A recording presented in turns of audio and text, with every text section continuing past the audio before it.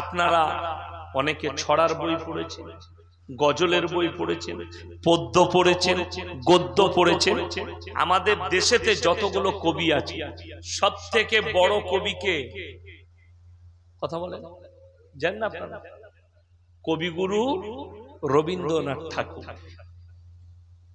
আপনাকে বলে দিই, তারা কি ডোজ দিয়ে গেছে জানেন আপনাদের জন্য?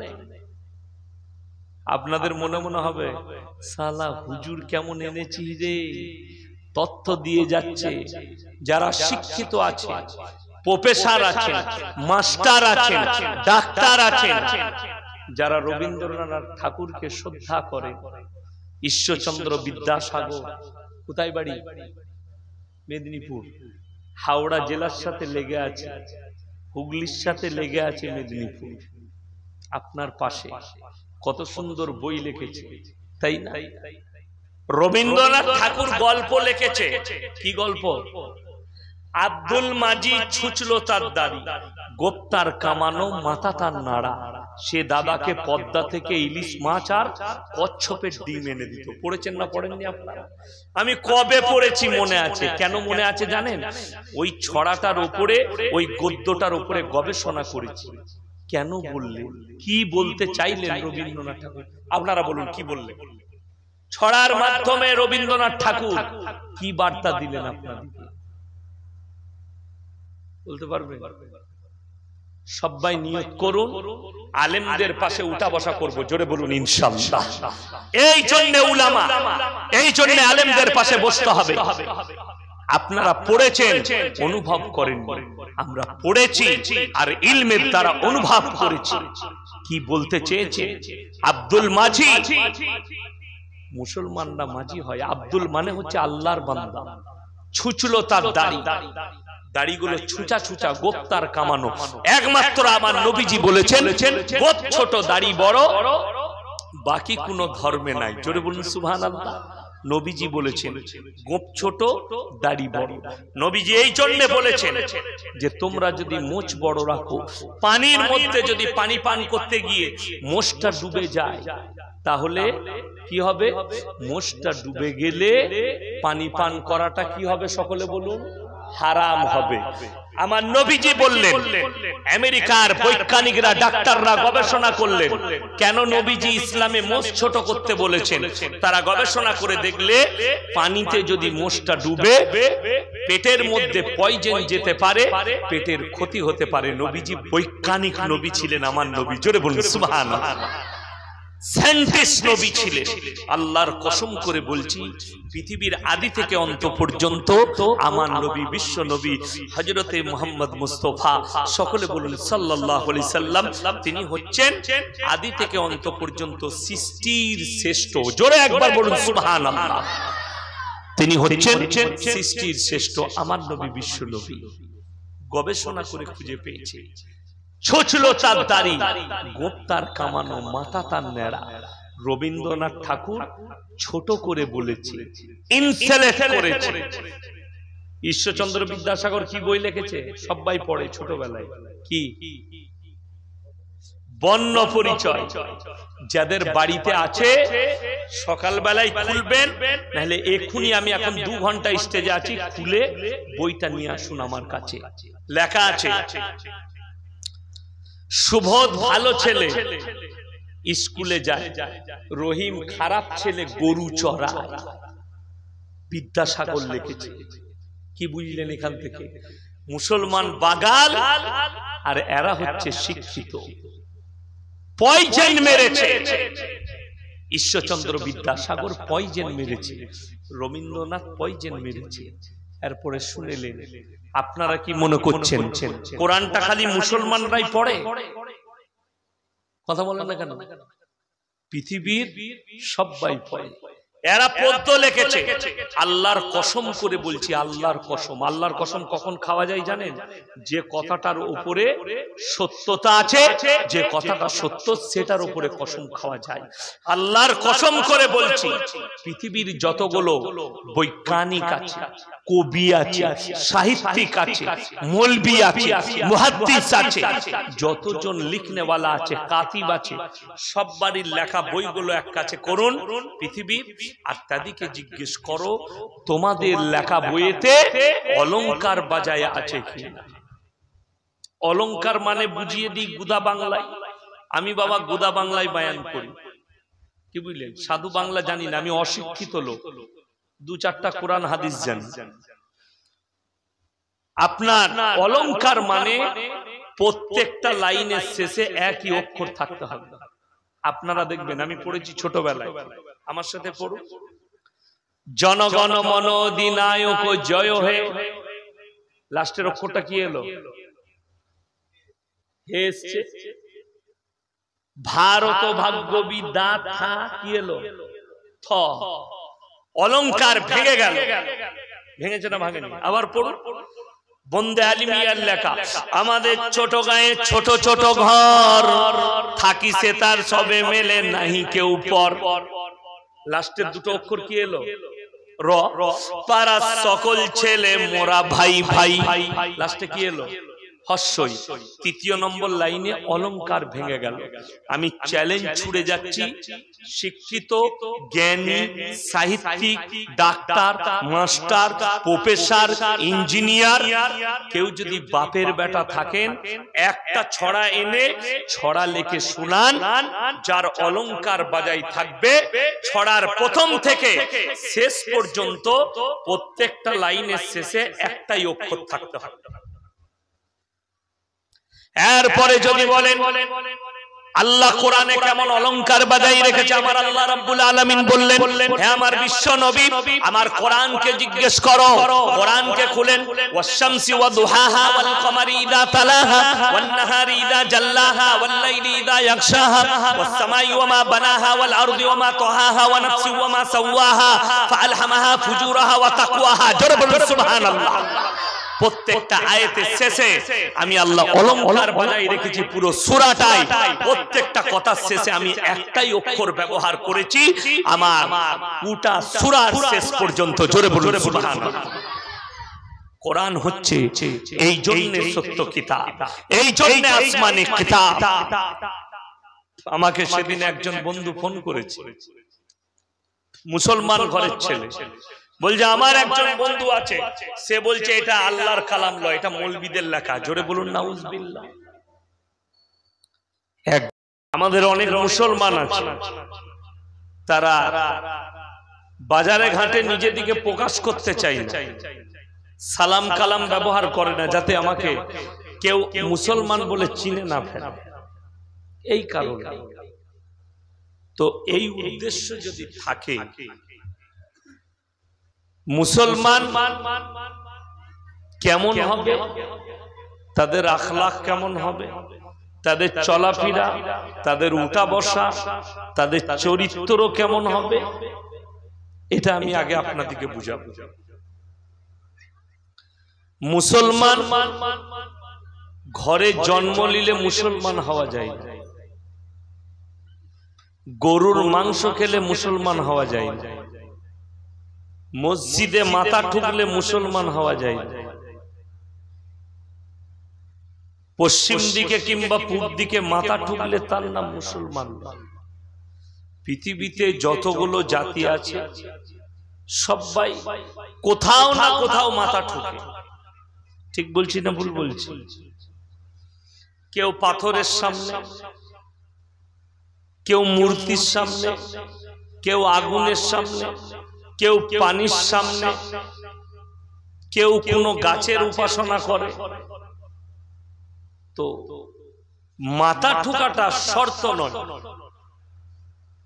মাথাটা কোথায় ঠুকছে সেটা হচ্ছে শর্ত। কোরআনে আল্লাহ বলেছেন, ওই জন্য নবীজিকে বার্তা দিলেন যে মুমিন যারা হবে, মুসলমান যারা, এটা তুলে দাও।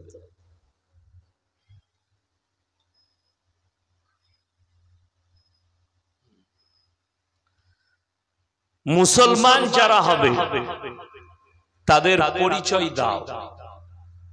কতগুলো জিনিসের উপরে তাদেরকে বিশ্বাসী হতে হবে। কোরআন একটু শুনিয়ে দিই।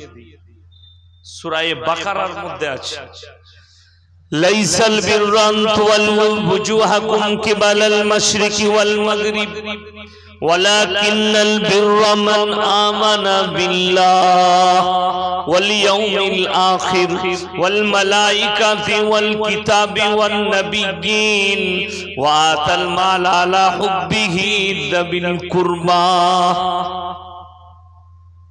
আল্লাহ তাআলা নবীজিকে বললেন, হে আমার নবী, আমি আপনাকে বলি, পৃথিবীর মানুষকে বলো, পূব কিংবা লাইসাল বিররা আন তুওয়াল্লু উজুহাকুম কিবালাল মাশরিকি ওয়াল মাগরিব, পূব কিংবা পশ্চিম দিকে মাথা ঠোকার নাম ঈমান নয়।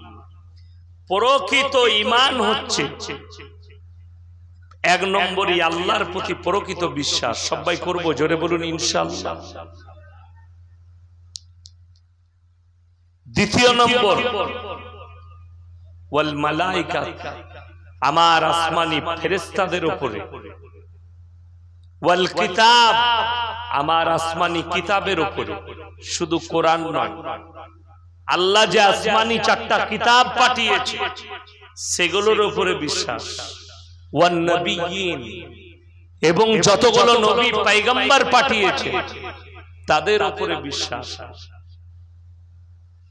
আপনি কালমা পড়লেন, আপনি নিজেকে মুসলমান বলে দাবি করছেন, কি কি পরিচয় আপনার দরকার মুসলমান হওয়ার জন্য? এক নম্বর পরিচয় আমার নবীজি বলেছেন, যারা মুমিন হবে, বুখারী শরীফের হাদিস, আমার নবীজি বললেন, যার নামাজ নাই তার ইসলাম নাই। বুঝতে পেরেছেন না পারেননি? যার নামাজ নেই তার ইসলাম নেই। আল্লাহ নবী সাল্লাল্লাহু আলাইহি সাল্লাম বললেন, তো ইসলাম যদি না থাকে সেই মানুষটা মুমিন হতে কখনো পারে না। আর মুমিন ব্যক্তিদের জন্য আল্লাহ অনেকগুলো দিক রেখেছে। আমি প্রথমেই বুঝাবো, ঈমানদার কারা, মুমিন কারা। ঈমানদার মুমিন হতে গেলে, আল্লাহর প্রিয় হতে গেলে, হক পথে চলতে গেলে আল্লাহ তাআলার কোন আদেশগুলোর উপরে আপনাকে আমল করতে হবে। আপনি মুখে বলছেন আমি গ্রামের সবথেকে ঈমানদার ব্যক্তি, আমার মতো ঈমানদার নাই, কিন্তু আপনি ধোঁকাবাজ, প্রতারক। যারা এখানে বসে আছেন, যাদের কানে আমার আওয়াজ যাচ্ছে, তারা শুনবেন, নিজের হৃদয়কে জিজ্ঞেস করবেন। কোরআন শোনার পর আমি কোরআনের তাফসীর শোনাবো আপনাদের। আমরা বক্তা, তো দুটো বয়ান আমি করব। যদি বলেন গল্প গুজব শোনান, সেটাও জানি ঘটনা। আর যদি বলেন শুধু কোরআনের তাফসীরের উপরে বয়ান শুনবো, সেটাও শোনাবো। কোনটা শুনবেন আপনারা? এই জোরে বলুন, কোনটা? কোরআনের তাফসীর। মাশাআল্লাহ। হিকায়াতুল লতীফ আরবির একটা কিতাব আছে, তাতে একটা ঘটনা আছে, তুলো চুরির ঘটনা। একজনের গুদামে তুলো চুরি হয়েছে। কেন বলছি লাস্টে বলে দিচ্ছি, এই ঘটনা আমি জালসা শুরুর আগে বলে দিই। রাজার কাছে নালিশ করলো, আমার গুদামে তুলো চুরি হয়ে গেছে, গোডাউন, চোর ধরে দিতে হবে। রাজা বললে, দূর, আমি কি করে চোর ধরব? বললে ঠিক আছে, যা। গোটা গ্রামের মানুষকে দাওয়াত দিয়ে দিলেন রাজা, বলে আমার বাড়িতে দাও। খানা খাওয়ার আগে রাজা বক্তব্য দেবে। আপনাদের মতো চেয়ার লাগানো আছে, এসে সবাই বসলো, তার প্রজারা এসে বসেছে। রাজা সিংহাসনে বসে বলছে, এই ইডিয়েট কোথাকারে, মাথায় তুলো লাগিয়ে চলে এসেছিস? যে চোর, সে মাথায় হাত দিয়ে দেখছে আমার মাথায় তুলো লেগে আছে নাকি, চোর ধরা পড়ে গেল। কি বুঝলেন? আমি সুদের লেগে বলবো, মদের লেগে বলবো, গাঁজার লেগে বলবো, লটারির লেগে বলবো, চুরির লেগে বলবো, আরো কটা হক কথা বলবো। আপনি মনে মনে ভাববেন না শালা আমাকে বলছে নাকি রে, আমার লেগে বলছে নাকি, আমি তো কেউ কি চিনি না। কি বলছেন আপনারা বলুন, কেউ কি চিনি না? আপনারা হয়তো আমাকে অনেকজন ইউটিউবে দেখেছে, কিন্তু আমি কেউ কি চিনি না। আমি আপনাদের কাছে নতুন, আপনারা সবাই আমার কাছে নতুন শ্রোতা। আমার আল্লাহ রাব্বুল আলামিন মুমিন কারা, ঈমানদার কারা, হিদায়াতের উপরে কারা আছে একটা একটা করে বুঝবেন। কোরআন শরীফের সূরা বাকারার প্রথমটাই খুলুন। অনেকের মুখস্থ আছে, আছে না নাই? যাদের মুখস্থ আছে মনে মনে পড়বেন, নেকি পাবে।